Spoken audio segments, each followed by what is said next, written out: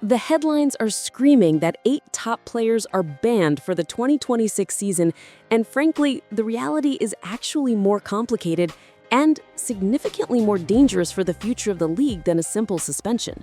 When you hear the word banned, you probably think of performance-enhancing drugs or conduct detrimental to the team, or maybe a gambling violation like we saw in the NBA with Jonte Porter. But the ban looming over the WNBA for the 2026 season isn't about breaking the law. It is about breaking the labor agreement.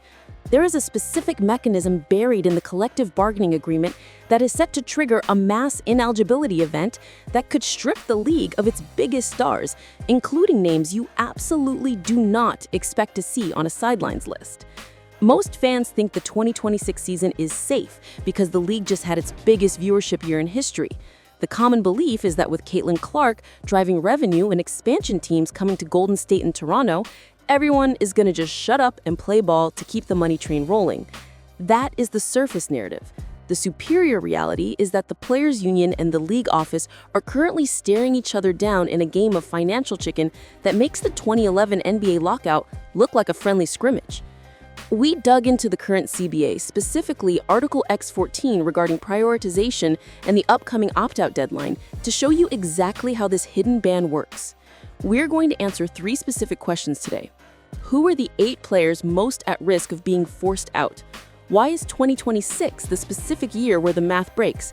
And exactly what did Caitlin Clark say that signals she knows the leverage has completely shifted? Let's start with the catalyst that is accelerating this entire timeline, because without this piece of the puzzle, the ban doesn't make sense. We have to talk about the disruption caused by the new Unrivaled League. For years, the WNBA had a monopoly on American talent during the summer, but that monopoly is effectively over. You have Breanna Stewart and Nafisa Collier launching a 3-on-3 league that pays minimum salaries of $250,000. That is a crucial receipt. The maximum base salary in the WNBA for the 2024 season was just over $240,000. That means the minimum pay for a few weeks of 3-on-3 basketball in Miami is higher than the maximum pay for a grueling 40-game WNBA season plus playoffs. This financial disparity creates the first layer of the list. Players have always gone overseas to Turkey or China or the EuroLeague to make their real money. The WNBA hated this. They want players in market to promote the league. So in the 2020 CBA, they inserted the prioritization clause. This is the legal weapon that creates the ban. The clause states that players must report to their WNBA teams by a specific date or they are ineligible for the entire season. In 2023, we already saw this hammer drop. Gabby Williams, a top-tier talent, was effectively barred from joining the Seattle Storm early in the season because her French team was still playing. The league did not blink. They enforced the rule. Now, fast forward to 2026, the prioritization rules get even stricter. If you miss the start of training camp because you're maximizing your earnings in Europe, you are not just fined, you are suspended for the year. That is the ban. So who is on this list of 8? We are looking at the players who have historically relied on overseas income or who have publicly pushed back against the league controlling their offseason. You have players like Satou Sabally, who has been vocal about the importance of her overseas career. You have Gabby Williams, who has already been a casualty of this rule. You have superstars like Breanna Stewart, who, while she founded Unrivaled, has deep ties to overseas play and understands the economics better than anyone. If the EuroLeague schedule overlaps with the WNBA training camp by even 48 hours, these players face a choice: give up hundreds of thousands of dollars or be banned from the WNBA for the season. The league is betting the players will fold. The players are betting they have enough leverage to force a change. But the situation gets significantly darker when you look at the calendar. The current collective bargaining agreement runs through 2027, but there is an opt-out clause. The player union can vote to opt out of the deal by November 1st of 2025. If they do that, the entire 2026 season is in jeopardy. This is where the number 8 might actually be too low. If the union opts out, we're looking at a lockout. A lockout is essentially a league-wide ban initiated by the owners, or a strike initiated by the players. Why would they opt out now? Because the revenue has exploded. The WNBA just signed a media rights deal reportedly worth $2.2 billion over 11 years. The current CBA does not reflect that valuation. The players want a bigger slice of the pie, specifically regarding revenue sharing, which currently only kicks in if the league hits very aggressive financial targets. This brings us to the specific mechanics of the 2026 roster crunch.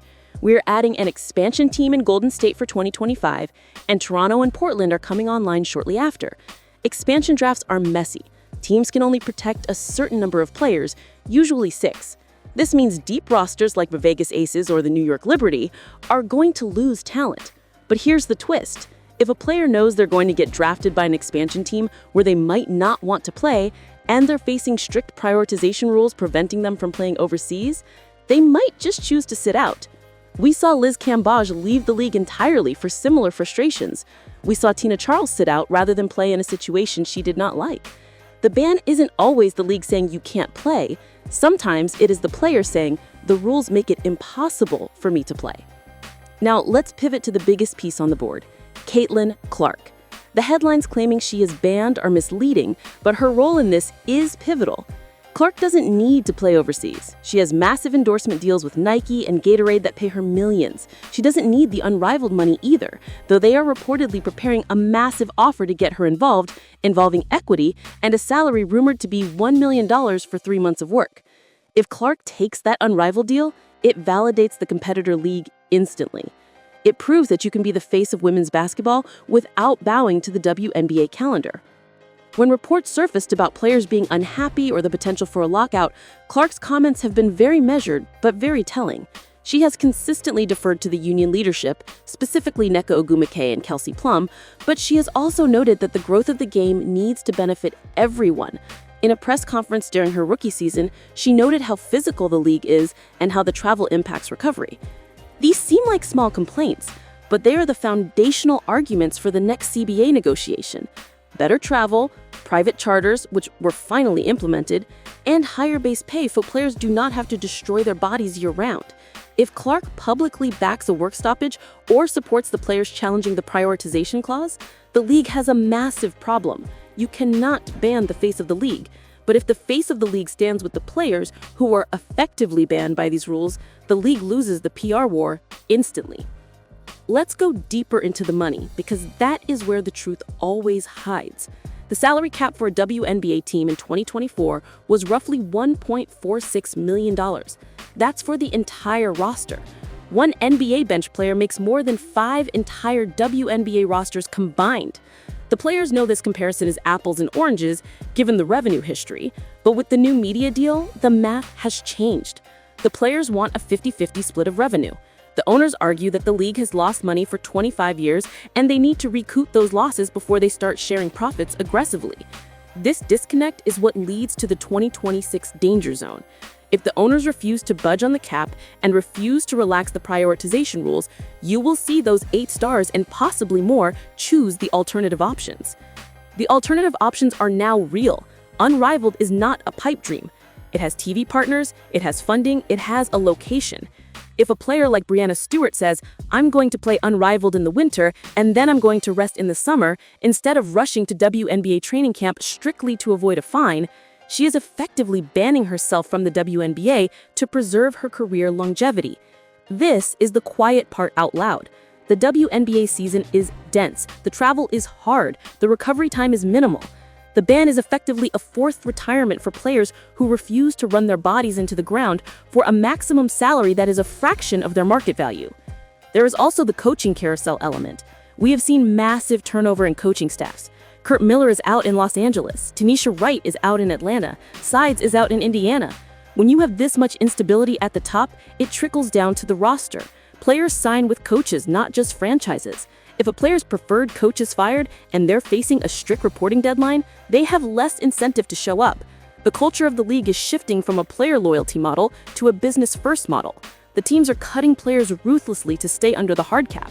We saw the Aces have to make tough decisions with their bench. We saw the Liberty have to maneuver carefully. This lack of job security makes the strict eligibility rules feel even more punitive. Why should a player turn down $500,000 in Europe for a non-guaranteed training camp contract in the WNBA where they could be cut in week 2?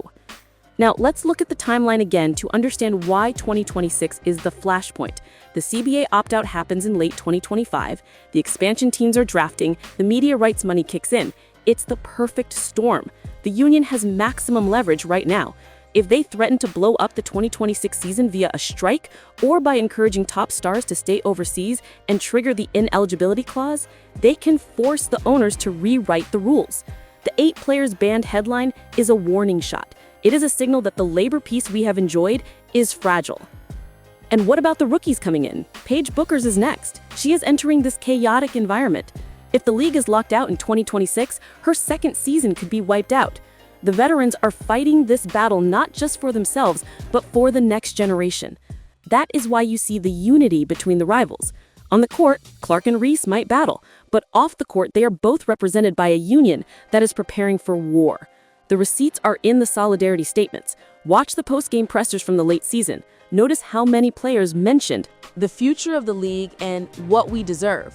They are repeating talking points because they are mobilizing. The reality of the situation is that the WNBA wants full control of its assets. They want the players in market year-round. They want to prevent injuries that happened overseas. That is a reasonable business goal. But you cannot demand exclusivity without paying exclusive wages. You cannot ban players for earning market value elsewhere when you are capping their domestic earnings artificially low. That is the fundamental conflict. The prioritization clause was supposed to force players to choose the WNBA.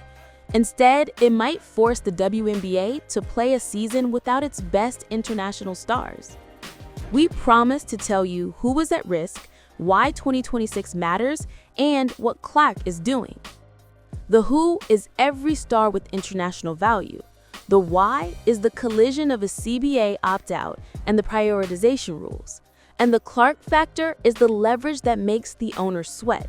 She is the golden goose. If she speaks out against the ban or supports the players who are snagged by it, the league cannot spin the narrative. They can villainize a role player. They cannot villainize the player who brought millions of new eyes to the product. This brings us to the most uncomfortable truth. The league might actually want the lockout. Sometimes owners use a lockout to break the union's momentum. If they cancel part of the 2026 season, they save money on salaries while the media deal money sits in escrow. They can wait the players out.